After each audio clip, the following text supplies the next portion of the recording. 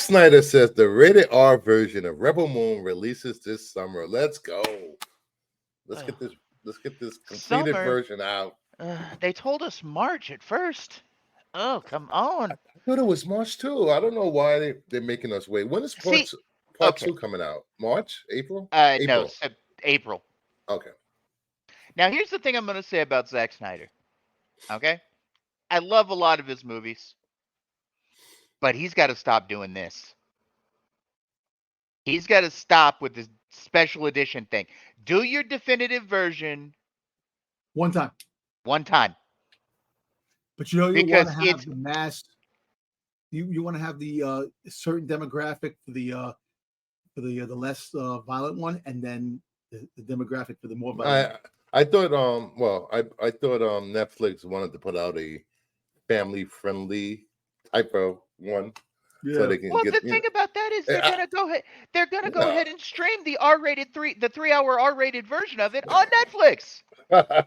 So what's the point of putting out the family-friendly one when Zack Snyder has sat on an interview and gone, "Well, I wanted to make an R-rated Star Wars movie."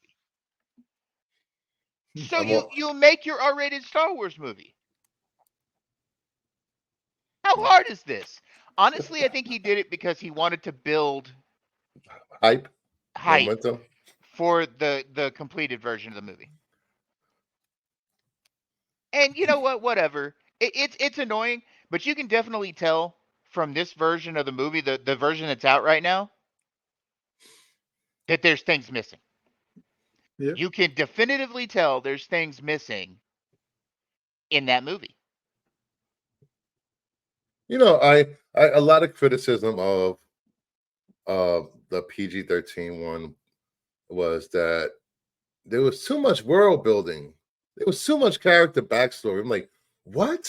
I'm like, since when do you want less character development and less world building in a movie? You know, I don't get that. You should want more. You should expect more from these creatives. Yeah, you really should. And look, I'm not going to deny the fact that Zach is a visionary. Okay, Yes. he does have a vision. Hmm. Doesn't always make sense to the general population, but the man is an auteur. Okay. Well, I've come to realize that Zack Snyder, he doesn't make movies for the general audience because it seems like they don't get it. He makes it for his true fans, the ones that can see where he's going, the one that can see the talent that Zack Snyder has. To tell you the truth, his best movie to me it's a mix of three different movies because I can't make any one of these three top above any of the others. So Hmm. there's a three-way tie: 300, Yes, Dawn of the Dead, I love that. I love doing Man of that. Steel. and Man of Steel. And I like Man of Steel. I thought Man of Steel was great. I Yeah. also, and this comes in a real close second to those three, I love The Watchmen. You know, I never to this day I still don't understand the hate and complaining about Superman killing Zod. I don't either. He literally had no choice. Like Oh, Superman killed Zod in that movie. People threw a fit about it because yep. Superman doesn't kill. Dude, he lost his life murdering Doomsday in the comics. Okay? Yep. And then you get all this BS about Batman doesn't kill. What the hell are you talking about? If you read any of his original appearances in the comic books, dude would leave murder trophies for Commissioner Gordon.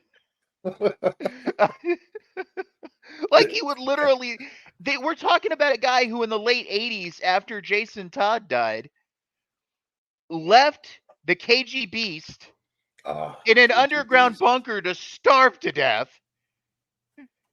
and sealed him in. Okay? Telling me Batman doesn't kill is like, what are you talking about? Did they not read year one, year two? Yeah. He And was just, going around with guns. Come on. yeah, he used to carry guns. He literally carried a pair of pistols. one of which was supposedly the gun that killed his parents. I mean, it's literally like these youngsters who try to tell you, "Oh, Batman doesn't kill." They're going off of the animated series in the 90s. And I'm not saying that's a bad animated series. I love that I animated love that series. series. I thought that was one of the It was hottest shows. phenomenal. The art was amazing. But it tamed Batman. Yeah. Yeah. It's I don't know. People have these expectations of these heroes that they're supposed to do this, supposed to do that other writers can't change or grow the characters. Batman Jesus, did not kill. BK. He allowed his experience. Bastard, Bat- Jesus. oh, jeez. No, he allowed him to starve to death. I mean, you can get all scientific with the terms and everything all you want. But he sealed the man in an underground bunker with no food. Yep. I mean, literally, after Jason Todd died,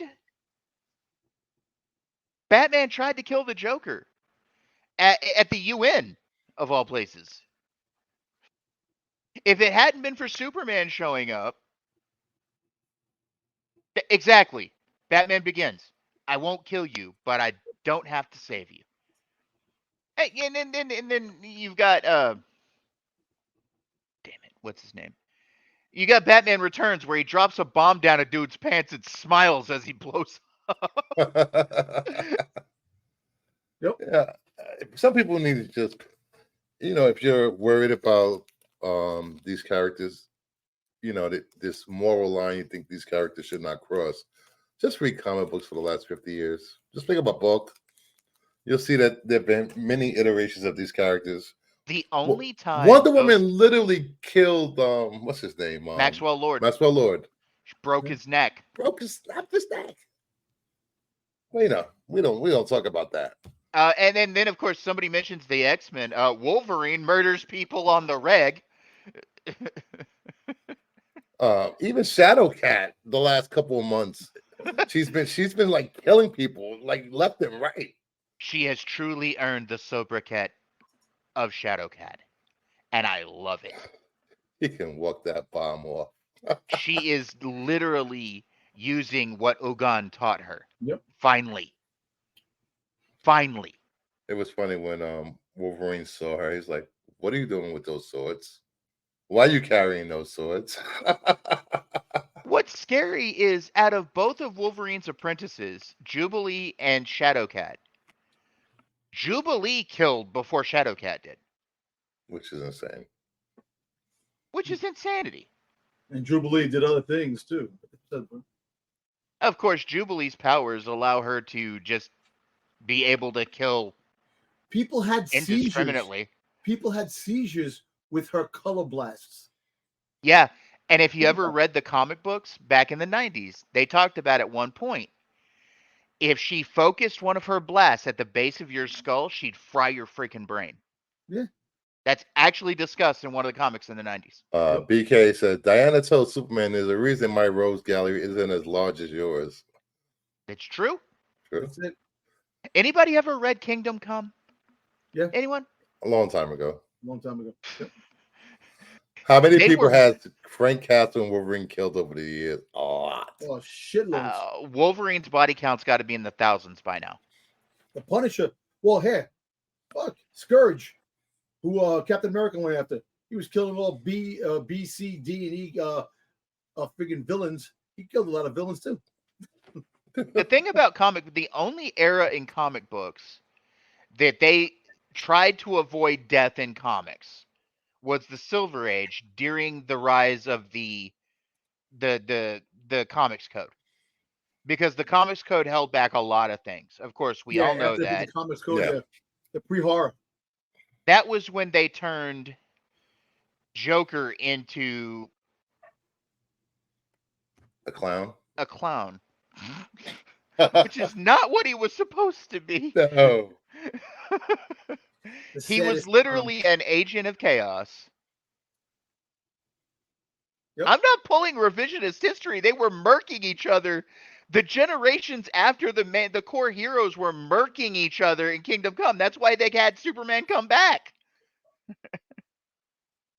That's funny. All right, let's move on to the next topic. Oh no, we got from Rebel Moon to Man of Steel, but Zack